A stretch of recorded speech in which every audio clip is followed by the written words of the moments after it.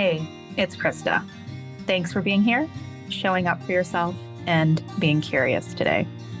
On the Rewilding Humanity podcast, we explore the depths of what it means to be human and how to come back into wholeness, physically, mentally, spiritually. Virtual high five to all you truth seekers out there. Let's get into it. Welcome to the Rewilding Humanity podcast. This is the first episode of our new season with a guest. And honestly, you guys, this is probably one of the most important podcasts we've ever done. I want you to share this to literally everyone because we are talking about the future of natural health products here in Canada. So on the last episode, I shared a little bit about what was happening with wild remedies. And honestly, I feel like that transition was timely on so many different levels because what is currently happening in this country, in Canada, is terrifying and it's going to destroy like countless businesses in the natural health product industry. All thanks to our government, my favorite. You guys know how much I love the government and systems. So today we're talking about health freedom in Canada. Today's guest is an absolute gem, Stephan. He is part of this really incredible company here in Canada. It's called Truehope, and their products are absolutely phenomenal. They are all research-based. They tried to get them, we were working with the University of Alberta, trying to share the information that they had gathered from the trials that their family has faced over many decades of mental health issues. His story is absolutely, it's wild. It's wild. You guys, you can't even make this stuff up. This podcast is so cool. I mean, they've been through a lot of trials with their family, but they created these miraculous products that help so many people. And then our friends at Health Canada decided to swoop in and start taking those products away from people, which actually resulted in suicides, people actually killing themselves because they couldn't have access to these supplements that were curing people's bipolar, depression, all of these different mental health issues. So it's quite intense. And I needed to have this conversation now because we are currently in a time where some legislation in Canada was just rammed through without any discussion, without any conversation. And everything that Truehope has been fighting for decades now, and you will get a glimpse into what that journey has been, is now coming down on everyone here in Canada. And I know this firsthand because I'm already starting to get emails from Health Canada regarding the Wild Remedies products because we had natural health product numbers. And so I know it's here, it's happening. So we're going to talk about what the consequences of this are going to be, what we think the landscape of the natural health industry is going to be here in Canada, and what we can do to not only fight back, but become more sovereign through this process. Again, my favorite word, sovereignty. So it's kind of heavy. It's intense. There's a lot of material in this episode here, but not just Canadians, because this is happening everywhere now. This is definitely part of an agenda that's happening worldwide. I know in the US, there was this huge campaign recently to try to save homeopathic medication because the government was trying to crack down on that. It's just crazy. Just leave people the fuck alone. I'm just so done with this. But the first thing is awareness. We need to know that this stuff is happening. We need to be prepared for it. We need to start stocking up on certain things. So we're going to discuss a lot of that. And there is hope in this podcast too. It's, there is some doom and gloom because what's happening it's not good. It's really not good, but there is hope. And we know that when hard times happen, beautiful things come from that. Yeah. I'm just going to leave it at that. Okay, so let's get into this episode. Again, make sure you share this one with everyone. And let's jump in and meet David. It's so good to have you on the podcast. I've been looking forward to this interview for a while. I was actually on the Truehope podcast maybe a year or so ago and was first introduced to your guys' story and the legal battles and stuff that you have been through with Health Canada. And I was like, whoa. And we're kind of at like this perfect time now where, I mean, Health Canada is cracking down on like everybody now in Canada if you have a natural health product. And so I thought it'd be a very timely conversation to have with you.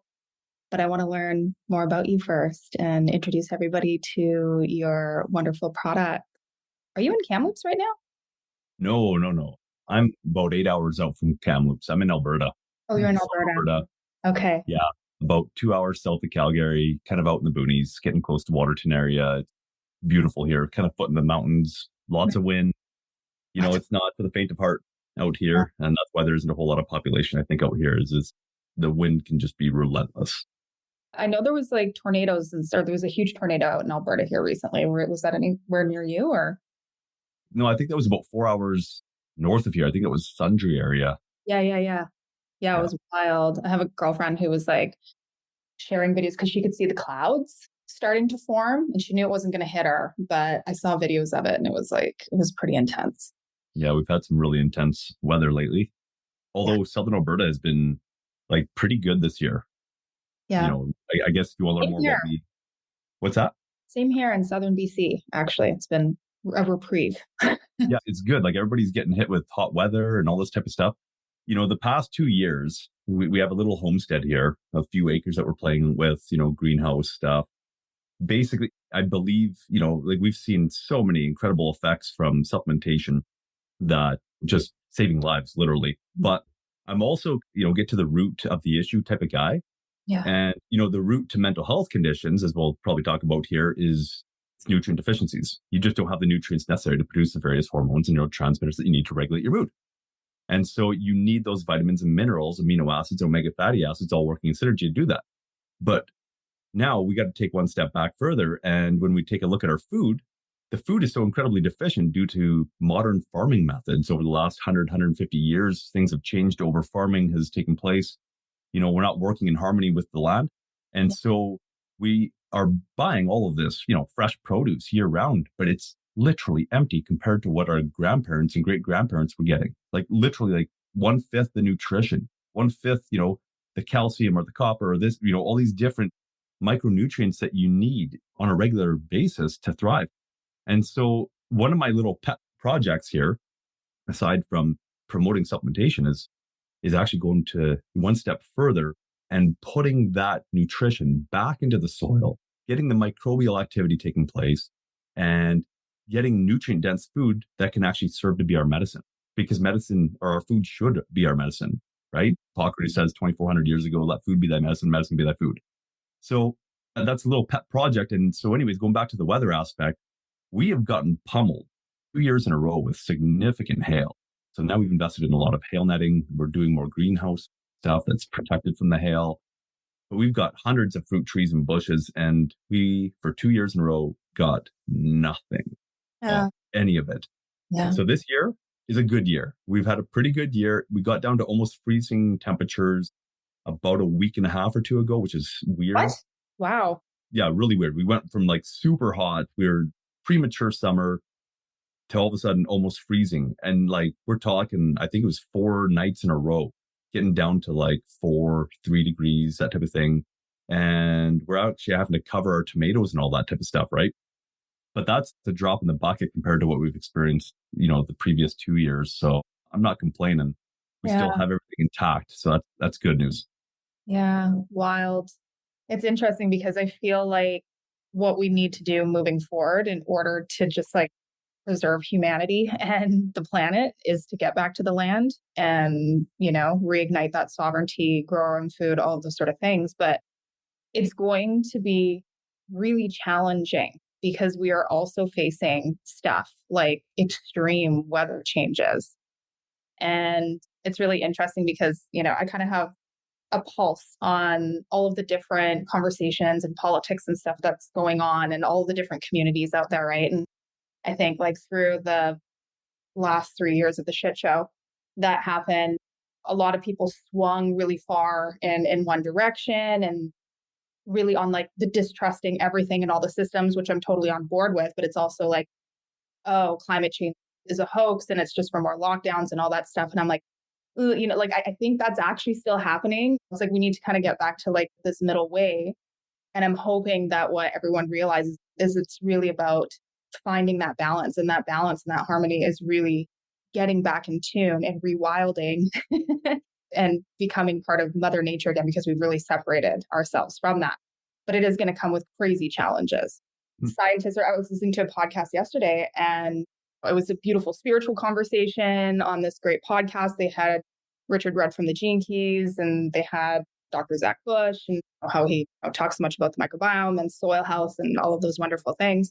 And they had a climate scientist, and she was, like, yes, the earth is naturally warming, but yes, human activity has made it so much worse. And she's like, in 30 years from Denver south, we're going to be looking at average temperatures of 135 degrees. That is wild. That's wild. And that is in the very, very near future. Yeah, that definitely would be wild. There's no doubt about it. We've got a major journey in front of us, hard times. Mm-hmm. And, just for the sake of liberty, right? I mean, I studied the principles of liberty and became kind of a self-proclaimed libertarian, back about 15 years ago. And, just for the sake of liberty, freeing yourself from all of the ties, all the dependency, going back to Mother Nature and learning how to be self-sufficient is one of the most liberating acts that we could do today. And there's so many benefits to it. Like, we can talk about all the different benefits. If we go back to Mother Nature, I mean, I live around a bunch of factory farming that takes place, right? All the chemical sprays and all that. And I see exactly what they're doing. And when I take a look at it, I just, we're basically 2 drought years away from being a desert here completely. They've monocultured everything so incredibly that it wouldn't take much, because there isn't the ground cover like there once was. There isn't the shrubbery. There isn't anything. There isn't windbreak. We had literally become just a dust bowl here. And so what we've been doing is really kind of creating a prairie oasis with what we've been doing. And we've planted at this point in time on only on 3 acres thus far that we've been working with. We're going to be working with more, but with the 3 acres that we've been working with, we planted about 500 trees and bushes. Wow. And we started that about 9 years ago. It's starting to get to the point that we don't look like just all that's prairie anymore. It's actually a beautiful place with windbreaks and microclimates and all this type of stuff that you were starting to grow stuff that you normally wouldn't be able to grow here, because there's wind protection and places where the heat can accumulate. And it's amazing to see what takes place. But it's incredibly liberating, because, when we hear about food shortages and all this type of stuff taking place, well, we know how to grow our own food. And the weather's been really not conducive of that, but we're always kind of one step ahead of it. And so it's a beautiful thing to get back to Mother Nature. And really, that's the whole basis of what we're going to be talking about. If you boil it right down, what we're going to be talking about, if we're talking about Truehope supplements and the impact it's having on people, and the legal battles that came about after the first studies came out showing it was so incredibly effective for correcting mental health conditions. Really, it's all about going back to nature. And this is one step getting closer to it by putting the nutrients into our body that we need. But ultimately, at the end of the day, there has to be a revolution where we go back to the land and we learn how to grow our own nutrient-rich food. And we just learn to just chill out while just digging in the soil and having a fun time. Amen, brother. Amen. Yeah, I just have full body chills as you're speaking. And it's interesting because so many people in my community are just talking about the same thing. Everybody's craving this right now. I think folks that were really shook awake over the past few years are just like, whoa, okay, we need to take things into our own hands. We need to put our health into our own hands. And it's going to be a lot of learning, right? Like, we've lost some of that knowledge, but I think with the incredible communities that we have and sharing knowledge, I feel like coming together is really what we need to do right now. And everybody just seems to be so willing to share the knowledge, which is really wonderful. A big passion for me is just learning to make my own medicines too, right? And I think that's going to be important moving forward, because we don't know what the landscape is going to look like with these new government regulations coming through. So why don't we talk about that a little bit? Let's talk about Truehope a little bit, what you guys do and some of your products. And then we'll kind of talk about some of those challenges that you've been facing. Sounds great. Yeah, absolutely. I guess it wouldn't do much of a service if I didn't kind of start off in the beginning. I'll Yeah. do so, try to do so in a very, very cold note version. And anybody who wants to learn more, you can find online a documentary that was produced by the Discovery Health Channel back in September of 2002. So, 21 years ago, this documentary comes out and it's called Impossible Cures. And it was done on us as a full length documentary. And so anybody who wants to learn more of kind of the inception of this can go and look at that. But obviously, there's been so much growth and so much controversy and so many battles and everything since 2002 that it only covers the beginnings of Truehope. It doesn't cover what we had to go to get to the point that we're still a viable organization that's able to be a blessing in people's lives. But it really started with the history of my own family's mental illness. I never met my grandfather 5 years before I was born in the late 70s. My grandfather committed suicide on my mother's side. And as many people know, a lot of times these mental health conditions are really family based. They'll pass on from generation to generation, right? And sometimes people will get skipped, and what a blessing it is. But a lot of times, like my grandfather had schizophrenia, there's a good chance that I'm going to probably have schizophrenia or some kind of form of psychosis or mania, right? And so my mother, amongst a number of her siblings, inherited the mental health conditions that her father and actually her mother wasn't the most sane person either, that both of her parents had.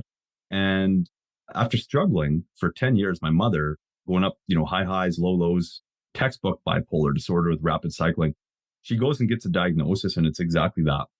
And, some days she wouldn't get out of bed because of how depressed she was. Some days she wouldn't go to bed till 4 a.m. because of how manic she was. And she's just on top of the world and getting everything done that she wanted to get done for the previous few months. And so, many people can relate to that. And it's unfortunate, right? Just this roller coaster of life. So we ended up in some stressful situations where my father just sold his business and my mother needed a change. We moved from Fort McMurray, which is cold, up far north type thing, and not the best city, right? So I know. Yeah. Yeah. So we moved down to Southern Alberta, where she originates from, and we were in a little bit of a financial crunch. And that can be quite stressful, especially when you have 7 children living under your roof. And so my mother was taking this pretty hard. So she goes to the doctor to get some help, and she gets what she thought would be fantastic help, prescription for Prozac. Mm-hmm. And 3 weeks later, she ended up killing herself, took her own life, became a statistic that we would find more about later on when about a decade later, this is 1994, January of 1994, this happens. I'm 10 years old at the time. 10 years later, this science emerges, the research emerges that shows that Prozac would increase the risk of suicide in some instances by 8 to 12 times, depending on the circumstances. And that, people that are taking it that are bipolar need to be monitored closely because, if they're in a manic upswing, it's not going to be a good thing. And so she gets on this medication and becomes one of the statistics that was being suppressed. This evidence was being suppressed that showed that Prozac was actually quite a dangerous drug and would eventually end up with a FDA black box warning people that, they go to take it, they got to read that warning. It's black box. It's like one of the most bold things on the label that this could put your life at risk. So that's really where it all began. And now my mother and my father had 9 beautiful children. I'm a little bit biased. Maybe I'm not beautiful, but they had a beautiful family, just this. But we were plagued with mental health conditions. Mm-hmm. Absolutely. Like every one of us, none of us escaped it.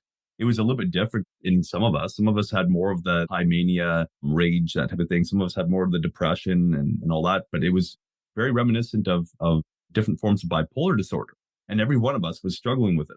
Even before she had taken her own life, it was induced by trauma, although the trauma didn't help, of losing your mother. So my father was working with 2 of my siblings, my older brother Joseph and my older sister Autumn. And it was just a major struggle. My sister Autumn was on a cocktail of 5 medications. At this point in time, she had moved to Edmonton. She got married. She now has a 3-year-old son at this point in time when she's at the height of her illness. She's in and out of the psych wards. She's on Haldol, Rivotril, Ativan, Cogentin, Risperidol, right? And a couple of medications she's actually on to counter the side effects from the other medications. At times, she's confined to a wheelchair, all that. And so my father's watching this happening and he's looking at it. He's like, there's a pattern emerging here. My son is raging. He's homicidal. At times, he's suicidal. His older sister is psychotic. At best, she's sedated from the medications. She's on 24-hour supervision when she isn't in the psych ward because she obsessed about killing herself and her 3-year-old son, thinking that needs to happen. It was just really deranged. And my father exhausted everything available to him through the medical system. And he eventually, in his trying to find some better answers, ended up in a meeting with the head psychiatrist of the Foothills Hospital in Calgary, Alberta, one of the top psychiatrists in Alberta. And he's telling her about how bad things are at home and how, Joe has no hope of living a normal life. And she finally just stopped and said, Mr. Stephan, spare me the details. I work with thousands of people a year. I hear this often. It's not going to do any good to ruminate on this. And so he's like, well, surely there has to be a better answer. And she was just blunt with him. And it was a beautiful thing. It really was. It was a beautiful thing that she was straight and honest with him, because typically they won't be. Normally they try to instill some sense of false hope. And so she just said, Mr. Stephan, this is as good as it's going to get. You have the best medications available to you. And these conditions, they just don't go away with time. And she opened up the DSM-4, opened up to bipolar disorder, and read that it was a recurrent disorder, and educate my father on what that meant, that it means that these disorders do not go away and often they get worse in time. And so my father left that meeting like incredibly depressed and hopeless, thinking that he was going to lose his family, lose his children, like he'd lost his wife of 22 years, like he had lost his father-in-law before that. And so he saw where this was going. And so that's when he began to just spend a significant amount of time, just searching things out, talking to people in the community. And he finally came, mid-1995 to the conclusion there was no known answer. So for mental illness, there was no known answer to correct it, to treat it, to Band-Aid, kind of cover up the symptoms a bit, to medicate somebody into a zombie-like condition, maybe, but nothing that would allow for somebody to get their quality of life back, to return to living a normal, vibrant life filled with vitality. It just wasn't there. And so my father began to spend a lot of time in desperation. He thought, you know what? There truly is a God above. God knows the answer, and God surely wouldn't want his children to suffer like this. So he began to spend a lot of time in prayer and fasting and meditation, and just pleading, right? Just seeking for an answer. And nothing happened miraculously. But what was interesting is this began in the summer of 1995. By November 1995, he's walking down a hallway, as he's a property manager over 26 large buildings in Southern Alberta at the time. He's walking down the hallway with a colleague talking about replacing carpets. And he's overcome with this impression. He needs to tell his colleague about what's happening at home. And so he did. And his colleague had something interesting to say. He said, Tony, I have a large family like yours. They're all well. They're fine. I've never dealt with mental illness with my children. And my wife, she's fine too. He says, so I can't relate to you that way. However, I spent over 20 years in the animal feed industry, formulating feed for hogs across Western Canada and the Western United States. He says, we saw something commonplace in the hog pens called ear and tail biting syndrome, where the hogs would become hyper irritable and they'd actually bite chunks of their ears and tails off each other. And if you didn't pen them away from each other, they'd actually end up killing each other. He says, we learned that you could completely eradicate that condition simply by putting the proper nutrition into their feed. And my father had already tried so many things at this point in time. He tried, I remember copious amounts of flax oil in our freezer and stuff like that for storage that he'd been given to give to Joseph. And that's good, right? Omega-3 fatty acid. It's actually really good, especially when you have the proper vitamins and minerals to be able to convert that ALA, omega-3 fatty acid, into the DHA and EPA that you need in order to thrive, right? But if you don't have those nutrients, well, then it's not going to do its job. So he was taking copious amounts of flax oil. He had been trying Tahitian noni juice, rust water magnetic therapy, all sorts of different things at this point in time, and nothing had really delivered. But in that moment, my father knew it was the answer. And so they went down to a health food store. They bought a bunch of different supplements. They put Joseph on it, and it failed miserably. It did not produce the results they were looking for at all. And so they went and grabbed some different ones. They tried a few different varieties. And finally, a few months later, by January of 1996, January 18th actually was a specific date that they received these 4 different products out of the US. They put them to the test. And what it was a colloidal mineral supplement. So now the minerals are very bioavailable because we don't absorb rock form mineral. And the natural health industry at this point in time had really done a disservice in showing what mineral supplementation can do to our overall health, because the form that the minerals were being supplied in were completely ineffective. It would be like just grinding up rocks in essence and trying to ingest it and thinking you're going to get something from it. You don't. We don't absorb it like that. It has to be micronized. It has to be chelated. It has to be basically converted into an organic form. And that's what takes place in soil naturally when we haven't killed it all off, because you got worms that are sitting there creating worm castings. They're grinding up all of this material into very, very fine particle size. And then you've got all the microbial back as well as the fungal activity.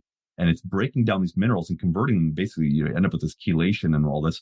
The plants can then uptake that nutrition. And when you consume the plants, Now you're getting nutrition that's in a very effective form.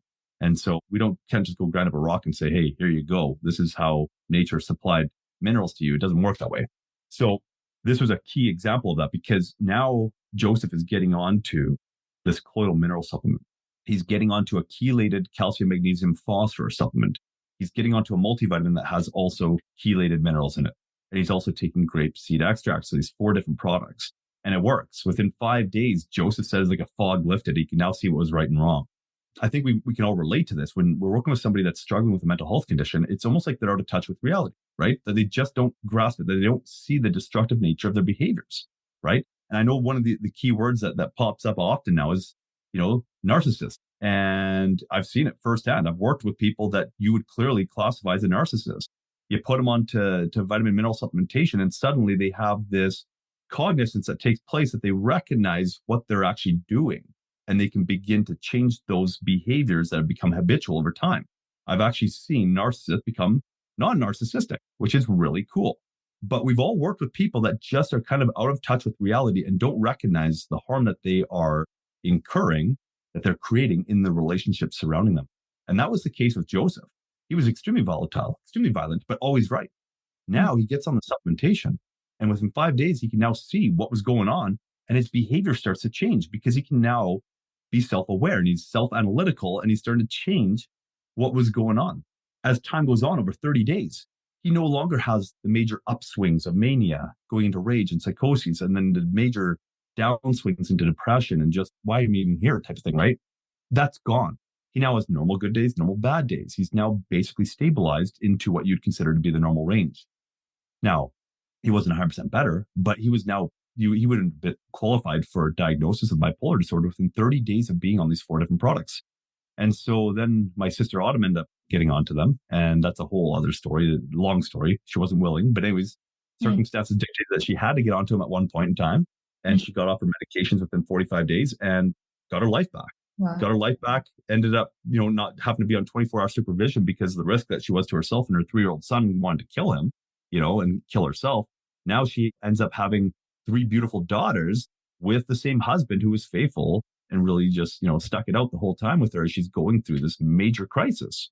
And he actually ended up with a wife that he never even knew, because they married young. I think she was probably 19 or 18 when they married, and they married young, but she was mentally ill. So he never knew a wife that was well. And all of a sudden he has this wife that's well and vibrant and healthier than she had ever been before. And so it was just a really beautiful thing to see that transformation and see that, this family grow. And they're still together today. Here we are.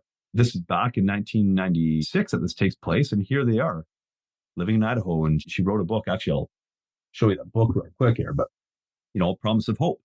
It used to be available in chapters in Costco in Canada as she was doing her tour back in the day, published by HarperCollins.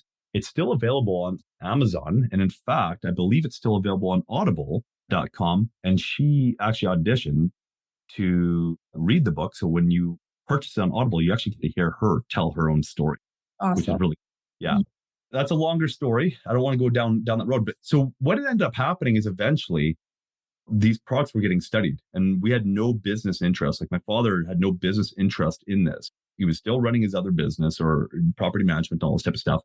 But there was these 4 supplements that people were hearing about.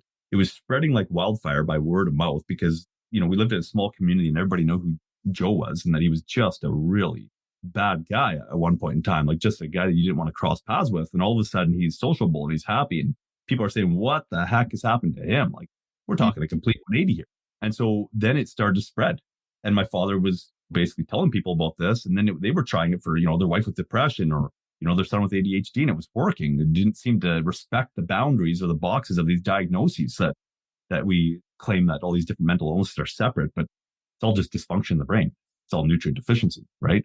So it's spreading like wildfire. And my father and his business colleague, they go to a neuroscientist and they present this information to him and say, look, this is what we're finding. You think you could study this? And he said, well, no, I don't do those kinds of studies. I do more animal studies and all that type of stuff. But here's Dr. Bonnie Kaplan of the University of Calgary. So she took a look at it after some evidence was presented to her that was quite compelling that there may in fact be a medical breakthrough here, because at first she wasn't willing to waste her time. And so She ended up doing a small study, found tremendous results, but halfway throughout the study, the supplements, well, actually, first, the participants of the study began to relapse. Their symptoms began to return. So even though there was a quick regression of their symptoms, like their symptoms just went down, all of a sudden, just like right back. And so the University of Calgary did an analysis on the 4 different products and found that the one supplement, the colloidal mineral supplement, that it varied in its levels of minerals depending upon the batch. And so you can't study a variable. Study was shut down. We were left looking for a replacement. And after trying to find multiple replacements, finally my father and his business colleague, David Hardy, set out to produce their own all-in-one supplement that they could make sure that they control the quality of, and that they could ensure it's producing the results that we had become reliant on for our own family as well as the community abroad. So really the objective was not to produce a product, but to ensure that we could continue to correct these nutrient deficiencies that were causing all of these symptoms in people and really just destroying their lives. And so after a great deal of research and then teaming up with a great company at the time that had good processing for their minerals to make the minerals bioavailable, Empower Plus was born. This little guy right here. At the time, the bottle was over 4 times big. And the reason for that is that even though it was a high quality multivitamin that was balanced and it was chelated, people had to take up to 48 capsules per day to correct the serious mental health conditions that they were coming to us with. Wow. But people do it. You think that most people would be like, I'm not doing that. 48 capsules per day, that's a meal. Yeah. But people were willing to do it because it was returning them back to, where they'd once been, or bringing them to places they'd never been before, where they were much more functional, and they're getting back to work, or they were becoming the parents that they wanted to be, that they weren't so stressed and just explosive with their children, or they were going back to school, that type of thing, right? Like, it was just amazing to see how all of a sudden people were getting their lives back or getting the life they never had. And so people were willing to do it. And as time went on, we discovered what nature was doing with nutrition to make it so effective. And that's why we started to micronize the minerals to reduce the particle size. So now we have a micronized chelated product. And that right there, that move gets us down to 18 capsules per day. Simply by taking it, micronizing it and chelating it, all of a sudden 18 capsules per day is doing what 48 capsules per day were doing before. Same formula, same ingredients. And then we developed our own chelation technology, and we refined it over the years. And then we further enhanced our own micronization processes. And we got down to the point that basically, 6, 8 capsules per day will do what 48 capsules per day would have done back, 25 years ago. Mm-hmm. That's quite phenomenal, because back 25 years ago, by today's standards, it was a high quality multivitamin. But it just goes to show the power of nutrition when it's in the proper form that your body can actually assimilate it. And so anyways, what that led to was, I'm doing a lot of talking here. I'm going to get right into the Health Canada battles here, the segue here. What that got us into some independent university research. And the first study comes out in October of 2000. And the preliminary results are published from the study showing some really profound effect. And when I say that, I mean like 3 times more effective than antidepressants for treating bipolar. Like really quite phenomenal. And yet without the side effects. So the study comes out. And it goes on to national news. CTV National News picks it up. And all of a sudden, our phones are ringing off the hook the next day. But one of those phone calls is from Health Canada. They're on the phone with my dad, and they're asking him, who gave you permission to speak on national television last night about what you're doing here? Permission. Yeah, exactly. Permission. Now, this may seem ridiculous back then, especially because this is unprecedented. It's like, come on, are we in Bolivia here? What is this? Yeah. There's something called freedom of speech here. Right? Yeah. We get to speak. We get to tell the truth. Even people get to tell lies if they want, so choose to do so, right? It's called freedom of speech, but hopefully they're going to tell the truth. Hopefully they're the people of integrity, but we know that there's a lot of people spewing lies out there. But anyway, so he's like, what the heck? Well, this becomes more relevant today because this is where we're going about permission to speak. And I'll get into that because we've actually had to take some serious action on our website just recently over the past month in relation to our ability to share truthful, independent information that's no longer available to the public, which is really quite interesting, right? So the censorship is happening. So they ask him, who gave you permission to speak on television last night? And he's like, what the heck? You kidding me? And they're like, are you aware that you're in contravention of Section 3.1, 3.2 of the Food and Drugs Act? And that in order to help somebody with bipolar disorder, you need a drug identification number? What the heck? It's vitamins and minerals, like the stuff you find in your food.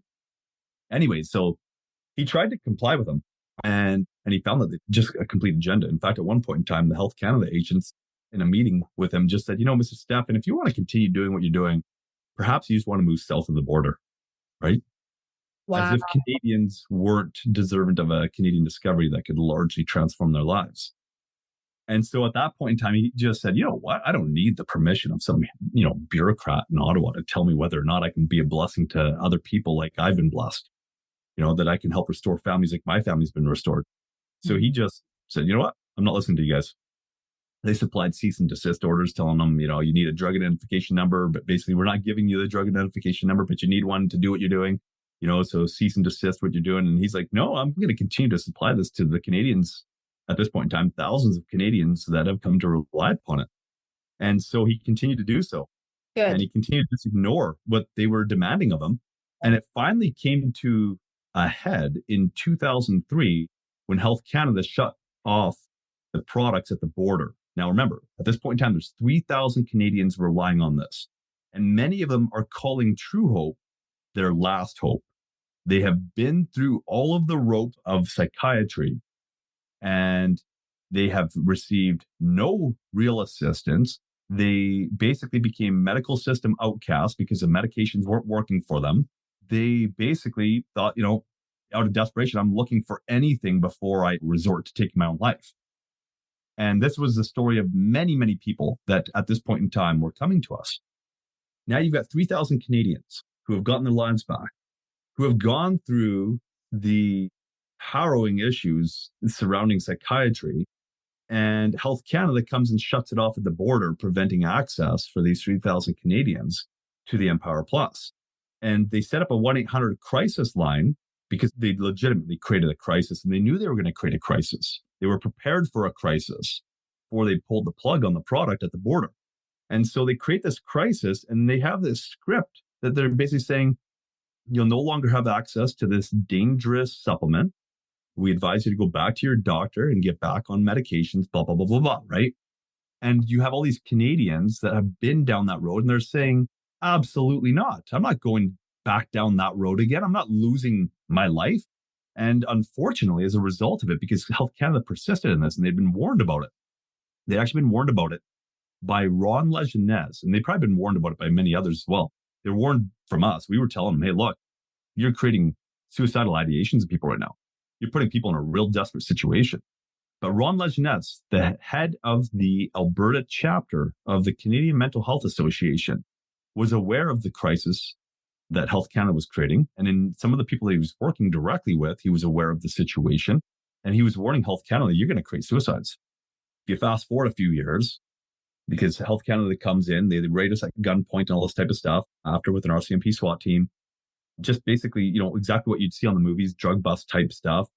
We're up and running 2 days later because it was nothing more than a scare tactic because we weren't willing to go away. The 3,000 Canadians weren't willing to go away. So now you fast forward about 2 years and we end up in a courtroom. Ron Lejeunesse is now testifying on stand under oath that he personally was aware of 2 suicides that had been caused due to Health Canada's actions. Now, this is just one man. He doesn't know everybody in Canada. He doesn't know all 3,000 Canadians that were taking it.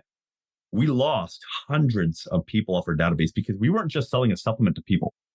We were actually taking an extremely scientific approach where somebody would phone us. And so we'd set up a file with them and we would get their diagnosis. We'd get the medications that they were on. We would get a baseline symptoms. They would start filling out symptom evaluation forms. And as time went on, we got to then take this information, look at it and identify trends and be able to further improve our products and programs to help people come off medication safely and effectively, because no doctor was really doing that at the time. They weren't being taught, doctors weren't being taught that in medical school, how to take people off medications, but rather how to put them onto medications, and being taught that they would be a lifetime client because they would always need that medication for the rest of their life. And so here we were having to figure this out, how to figure out how to navigate each type of medication, class of medication in relation to withdrawal, and what other complementary supplements would assist in reducing the effects of the withdrawal. And so here we're doing this and we're developing these trends.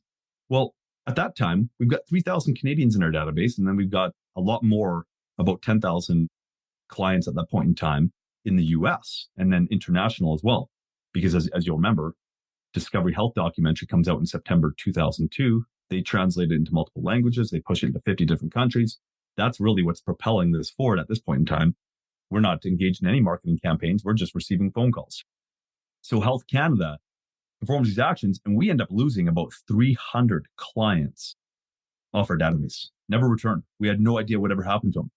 We don't know how many of them suicided. We have no clue. So about 10% of our Canadian clients disappear to never return. Maybe someone said, well, I don't want to be involved with a rogue organization because I believe, the virtues of government. Maybe some of them were that way. We don't know. All we know is that we lost 300 of our 3,000 clients in Canada to never hear from them again. So we can only anticipate that a number of those were suicides that unfortunately we weren't filled in about, and that we weren't in a position to be able to help them because of what Health Canada was doing. And Health Canada was well aware of this. So this comes out in court. No criminal proceedings ever occur towards the Health Canada agents who incited this action and did this damage and harm and actually caused death to Canadians. Most of them are still with the organization if they haven't retired yet. And it was just a really horrific thing. But we win the court case. They charged us for, basically being in contravention of Section 3.1 and 3.2 of the Food and Drugs Act. And we end up winning. And it was a beautiful thing. Precedent was set that actually helped establish freedom for natural health products in Canada. So a lot of people have come to rely on natural health products over the years. And we've seen how this model applies in Australia and New Zealand and stuff like that, where many of the health food stores became barren. Their shelves were barren due to government overregulation. And that's exactly what they were attempting to do. And so this court case actually helped provide a precedent that prevented Health Canada from just coming in arbitrarily and just annihilating business after business after business that had therapeutic natural health products that were competing with the bottom line profits of the pharmaceutical industry. And so it was really a beautiful thing at the end of it, even though it came out of a great deal of hardship and unfortunately the loss of life of Canadians, the unnecessary loss of life never had to happen that way. And so that was the beginning of our battles with Health Canada. Now we have a vested interest in health freedom. At this point in time, in 2008, we don't have Canadian products available. We're just shipping in from the US at this point in time. Even though we're a Canadian company, we're having it manufactured in the US. Okay. Yeah. And so we don't have a vested interest really in what's taking place within Canada itself, as long as we can get our products across the border. But out of principle, we see what Health Canada is trying to do and the model that they're trying to apply through what was called Bill C-51. So we're alerted to these issues. So we started up what was called the Stop C-51 campaign. That was a stop sign, Stop C-51. And we get to see who was real players in the natural health industry and who appeared to be controlled opposition, the natural health industry.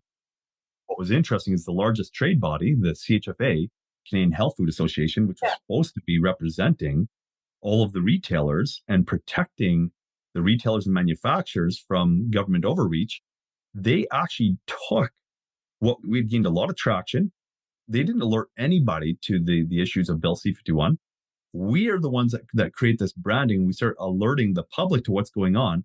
So then what CHFA does is they come in and they take our branding and they change it from Stop C-51 to Amend C-51. They create a major rift and split right down the middle type of thing in the natural health community, which, you've now divided the front. You have a solid battlefront that's saying, get rid of this draconian legislation that's going to literally annihilate the natural health community as soon as it's put into place.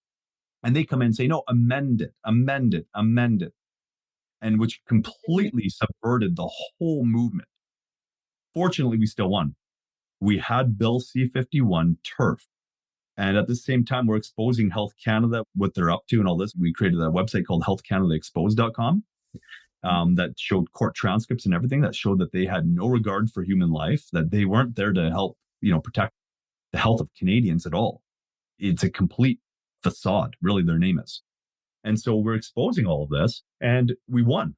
And that was a beautiful thing because that bill would have put us overnight into like an Australia, New Zealand type situation. Now, I'm not sure today where Australia and New Zealand are, if they've had a major natural health reform or not. But back during these times in the early 2000s, Australia and New Zealand were a lousy place to be if you wanted to be selling natural health products or you were a consumer of natural health products. Your options were extremely limited. And so let's fast forward basically today, because we're seeing the same thing again. And we fought off Bill C-51. They tried to bring it back again. I think it was a year or two later under Bill C-5 and C-6. We got that turfed again. But then what happened is that it just went silent for a long time. And we have already lost a lot of products in Canada. I'll go into that real briefly here. Through the NHP regulations and their licensing regulations, it used to be that no natural health product was regulated in the sense that it didn't have a license on it. It wasn't Health Canada regulated that way. And that's not a bad thing because there isn't an inherent risk with natural health products. If there were, the market would naturally eradicate it. And there's something called civil litigation that would prevent people from creating harm with natural products, right? So we already have in the judicial system the deterrent for the market getting out of control. So it's not like, if it's not regulated by Health Canada, we can't trust going into a health food store and buying stuff because we might die. And the fact of the matter is that from I think it was 1966, when they started monitoring this, government tracking started taking place on this, they couldn't list a single death that had occurred in Canada from 1966 to the early 2000s. They couldn't cite a single death that had occurred from somebody taking a natural health product. So the risk is like, it's less than peanuts, right? Mm-hmm. So, heaven forbid that you go to the store and get a bag of peanuts because, that could be dangerous. And if it's not licensed by Health Canada, right? So we need to regulate that. Well, we don't see that regulation taking place, even though people are dying from peanuts every year from anaphylactic response. So what happens is these regulations come in where they're now licensing these products and you have to jump through all these Health Canada hoops. Well, a lot of the products that we were enjoying here in Canada were coming from other countries where we were just like a small portion of their whole business model. And so when they're looking at this, these other companies are saying, why do I want to jump through the hoops for, a very small sector of our business? We're just going to stop sending to Canada. And share one example. I have a wholesale account through a number of manufacturers where I buy at wholesale cost. And I was working with one that was acting as a distributor as well. They're a Canadian company, Canadian manufacturer, but they're also distributing for a number of US-based companies. They're great products. And I was consuming a number of them myself and then sell them and stuff like that to other people. And so what was interesting is when Health Canada started to tighten down on their NHP regs in about 2010, 11, 12, I went from having access to all of these products down to about 25% of the products I once had access to, which is quite shocking. Yeah. And a lot of Canadians, they don't recognize that the amount of products that we had available to us is dismal compared to what it once was. Well, it gets worse. Bill C-51, in essence, was resurrected in Bill C-47, the budget bill. It's a large bill, big bill, and sandwiched in there starting at, I believe it's page 500. So who's going to read this, right? Yeah. So starting at about page 500, it starts talking about NHPs, natural health products. And basically it's Bill C-51 2.0. They just brought it in and it passed. It just passed as law and it passed under the radar because at the same time, while this is going through, what's interesting is we see this campaign coming from CHFA that's talking about it's SOS, Save Our Supplements. And it's talking about proposed amendments in relation to cost recovery from Health Canada that will come into play within about a year from now. And these cost recovery aspects will be like, okay, increased licensing fees. There'll be, new site licenses where you have to renew your site license every single year rather than a one-time fee. Higher fees for the, if I want to go and get another product like Empower Plus with an NPN, it's a novel product, a unique product. It can cost me $60,000 just to get the license. Yeah. And so there's that type of aspect to all this that it will be extremely detrimental to the natural health product industry because you're going to have a lot of the manufacturers saying, okay, we're just going to get rid of the small seller products. We're just going to get rid of them. It's not worth it to be paying licensing fees on those. So yeah, you're going to have a reduction of products there. And then the products that do stay, the cost is going to go up to the consumer because they're ultimately the ones that pay for the cost recovery. Otherwise, the manufacturer takes the loss and they go bankrupt. So really, those costs have to be transferred on to the consumer at the end of the day. So now it becomes cost prohibitive, especially during an economic downturn. It's not a good recipe. So they're talking about that. And that is bad stuff that they're talking about. What's going to happen. It's already happening. Like I have a health food company and I'm already getting emails from Health Canada right? And they're sending these ridiculous emails being like, oh, we're just going to have a conversation about it, right? Like, here's the proposed changes. And you have no choice in the matter. And the prices are astronomical. Yes. And recurring fees, like yearly fees. And there's no, like, for a small business like ours, there's no way, right? There's no way we could continue operating under a natural health product license. And for larger companies, like, what's even the point of doing business here in Canada, right? Like, it's wild. It's absolutely heinous. And there was no discussion, there was nothing, and it was just crammed through. And the thing that I'm really confused about, well, first of all, I find it really interesting that they're calling it the cost recovery program. What are they recovering their costs from? What? Pharmaceutical losses? Is that what it is? So they're just going to punish everyday Canadians who are trying to make better choices from themselves because they want to get off the safe and effective, quote unquote, pharma that's like literally killing millions of people every year. What are the statistics? It's like the number 3 cause of death in like the US is just pharma. Yeah. Iatrogenic death. Yeah. And that's only what's reported. I want to touch on that real quick because that's the same thing in Canada as well. It's actually a perfect mirror, just at 1/10, right? Because we have about 1/10 of the population, but it's completely proportionate. You have, and they don't typically group these together.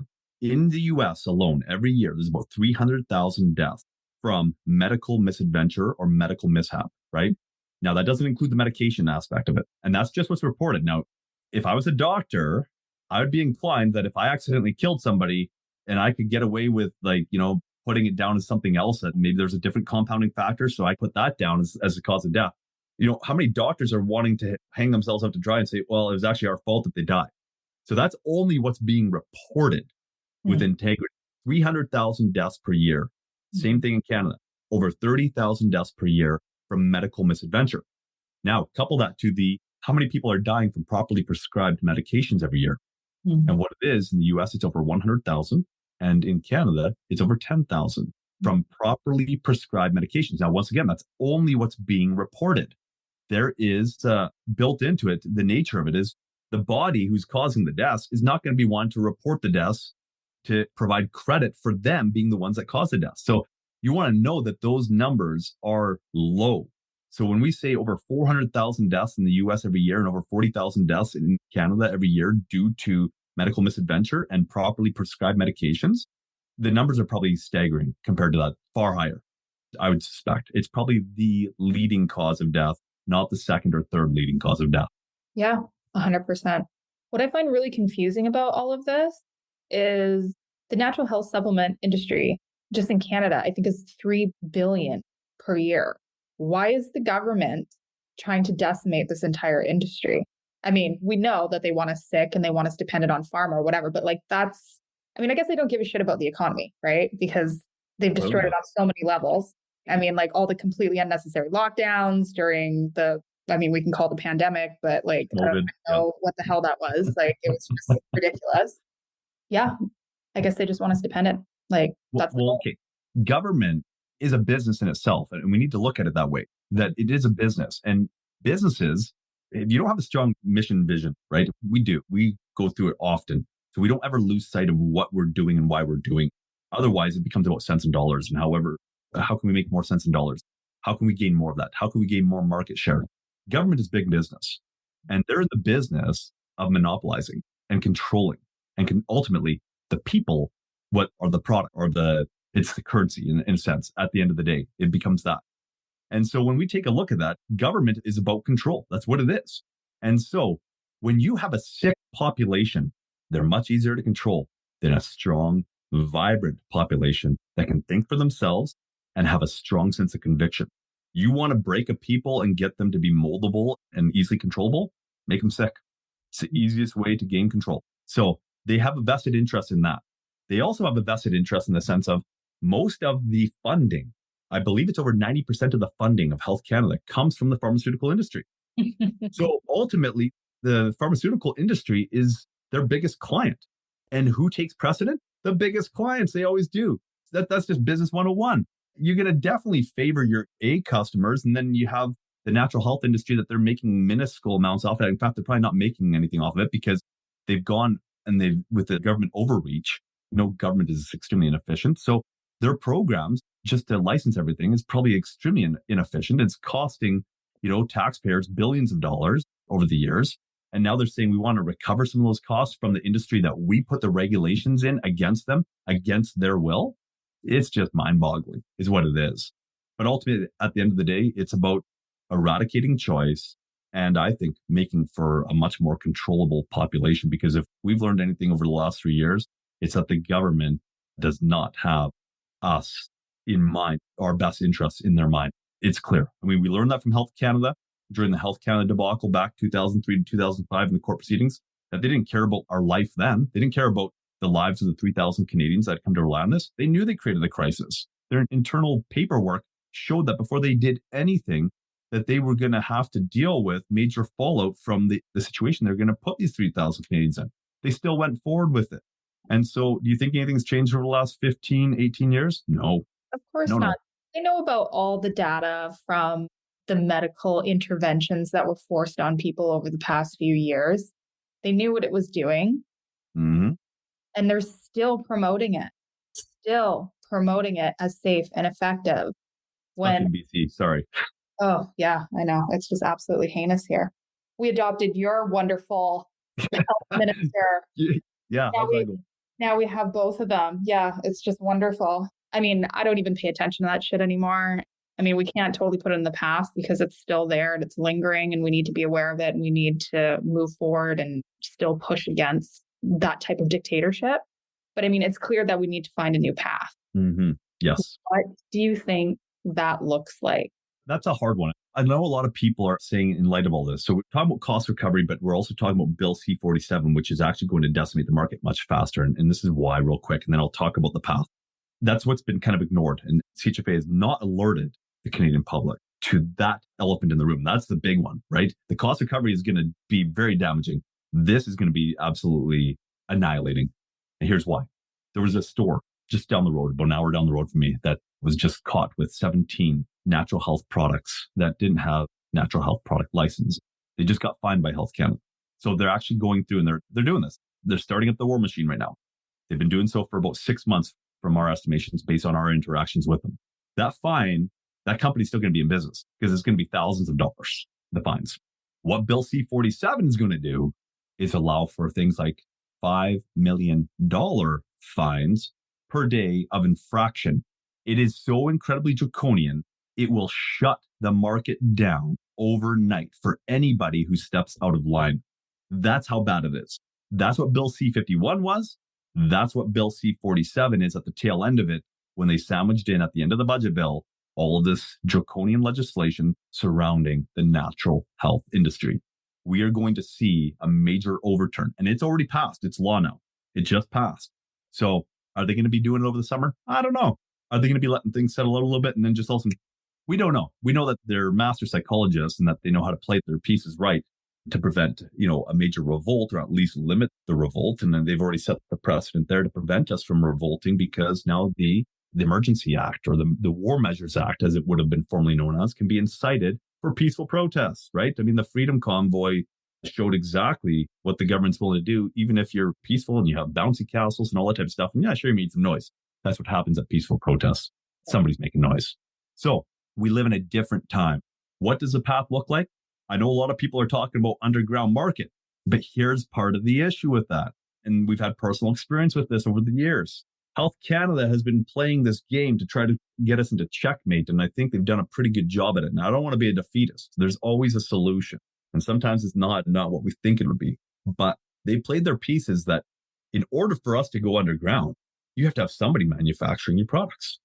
And what they've done over the years is they've tied down a lot of the manufacturers, where now the manufacturers, in essence, are operating under Health Canada's authority, wherein everything that they put out has to be documented and shown that it's completely kosher and that it's licensed. So basically, the manufacturers have been hamstrung to the point that they can't produce anything that doesn't have a license under fear of having their manufacturing facility completely shut down.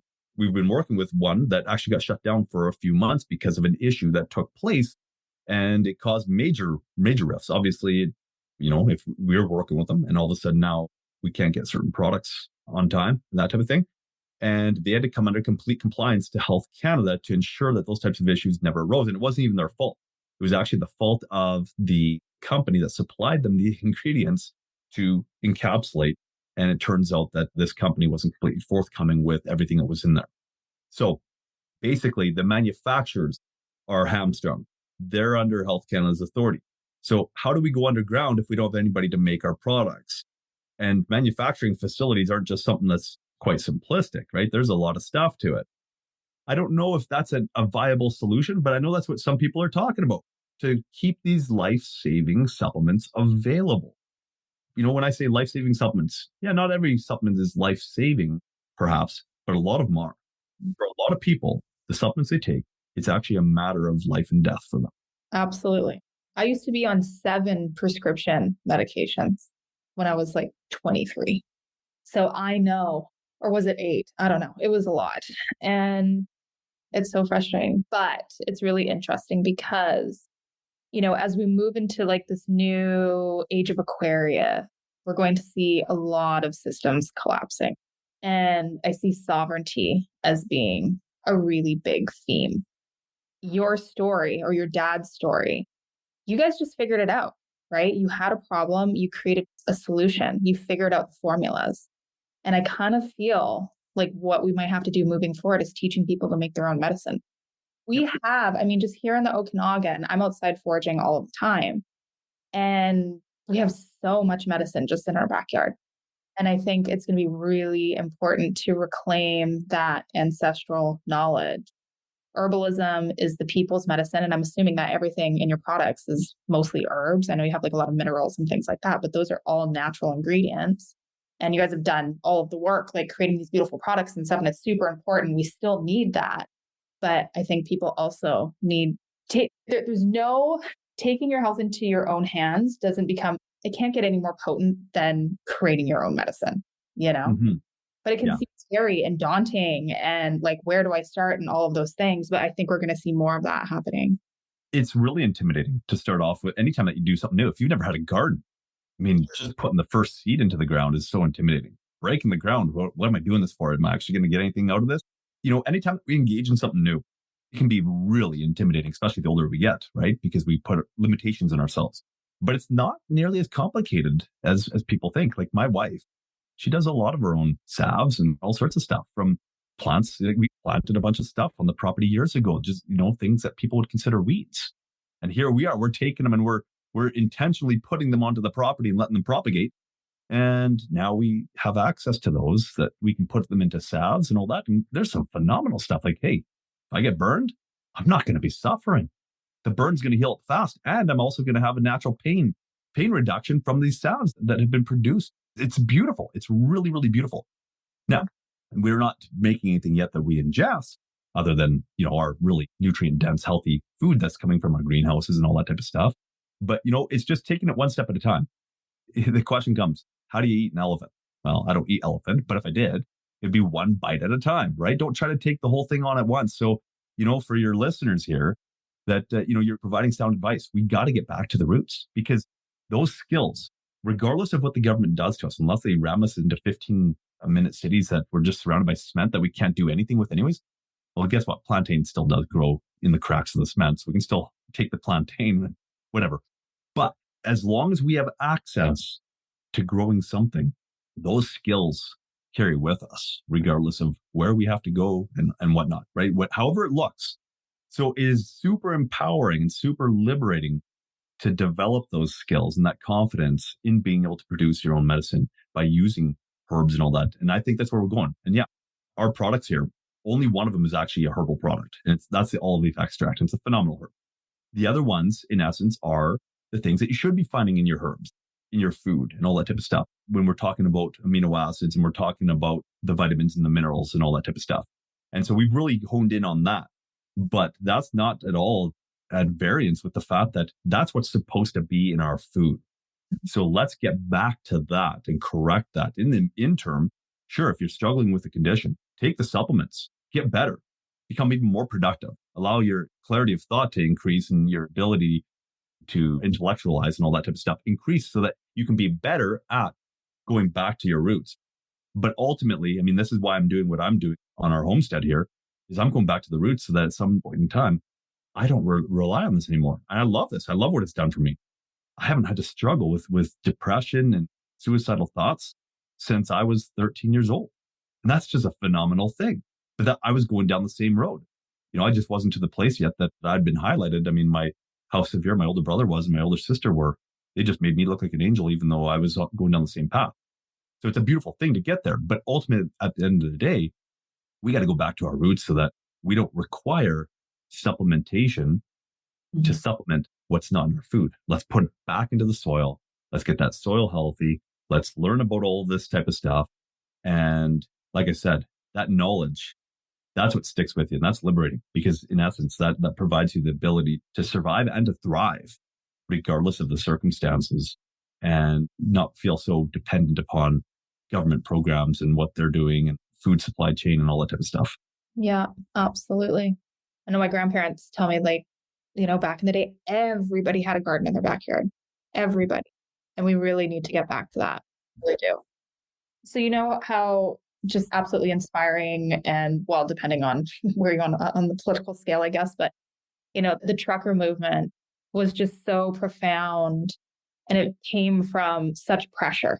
And you just had an industry that was finally just like, enough, like dad's getting up off the couch. You pissed him off.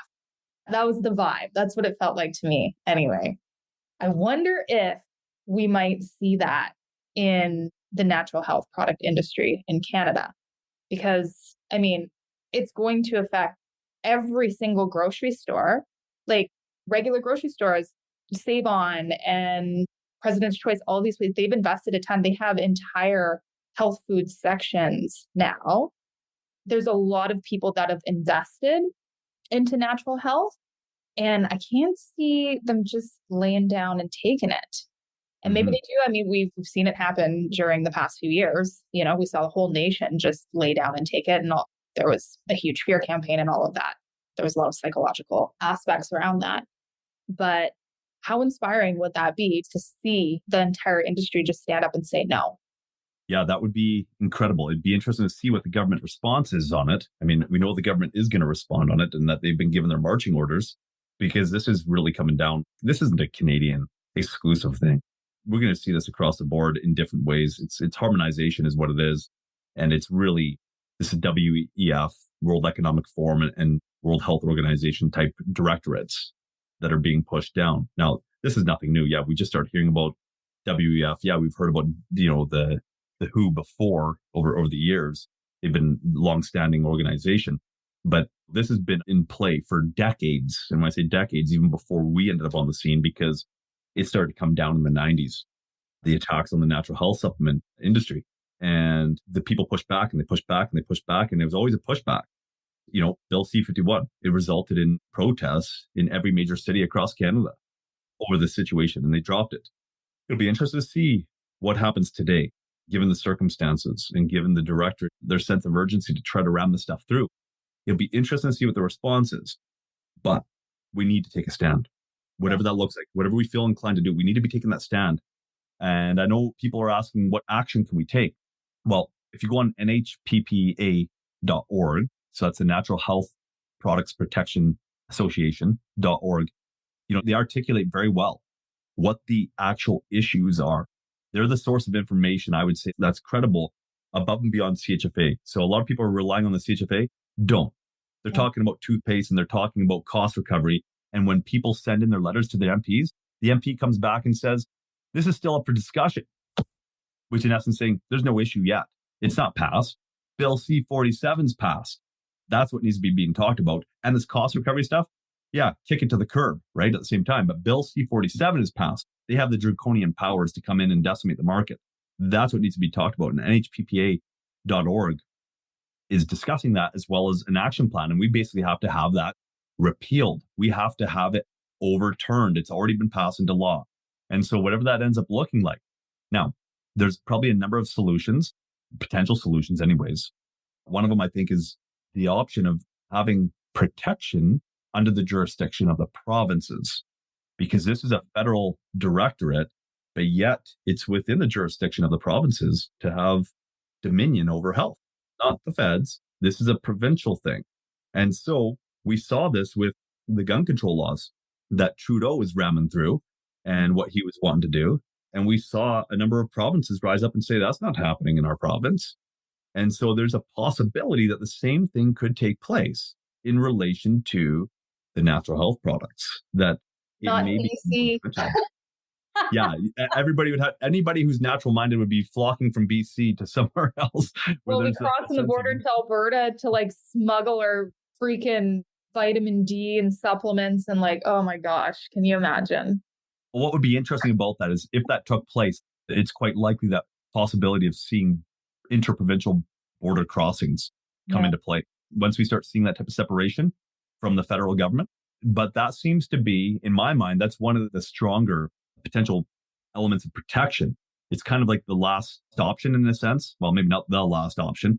It's one of the later options, because ultimately it would be good to get the feds to turn this over, to be able to go through the MPs and harass them to the point that says, look, you're not going to get voted in if you allow this to take place. So, and there's a major uprising. Well, ultimately at the end of the day, they're going to be like, okay, well, I like my cozy position here. I like the fact that I make this much money per year or whatever, right? So that's going to drive them to do something. We may be able to get it overturned that way, and it's worth trying. But if it doesn't, then I think the next level of reprieve is to go to the provincial governments and say, hey, step in here, take dominion over this so that we can continue to manufacture here. And if that doesn't work, well, potential, and this is maybe a little fringe, but, exiting out of that jurisdiction as well and into a more common law type jurisdiction that we don't find ourselves in under their dictatorial type stuff. But regardless, how are you going to manufacture? That's really going underground at that point in time. And you still have the same issue. How are you going to have a supply chain outside of their jurisdiction? They've locked us down. They've got us into a bit of a corner, and fight's going to be had, plain and simple. And so the question is, are we going to take a firm stand, and are we going to win? Wow. Well, I have hope, true hope.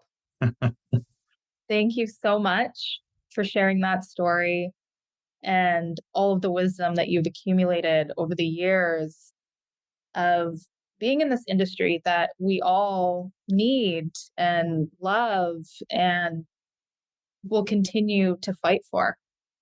I really hope we do. I hope we can get it together and manage to save this industry. And if it ends up being a struggle, we can still share knowledge, right? Like that's one of the things. That's why I love podcasts. That's why I love, we've had like this rise of independent media and all these things. And I know the government is trying to squash all that with the new censorship bills and all of the things. I think we've kind of reached like a critical mass where enough people know what's going on now, and we know how to get the things that we need. And it may become an underground network of something, but it's going to be more powerful than before. I truly believe that, especially when people are empowered with the knowledge to take care of themselves and be less reliant on these systems. Absolutely. There's always hope. And we might not always get the outcome we want. And I'm not saying that to be a defeatist here, because, we could have this whole thing turned around. And we should do what we can to make it happen.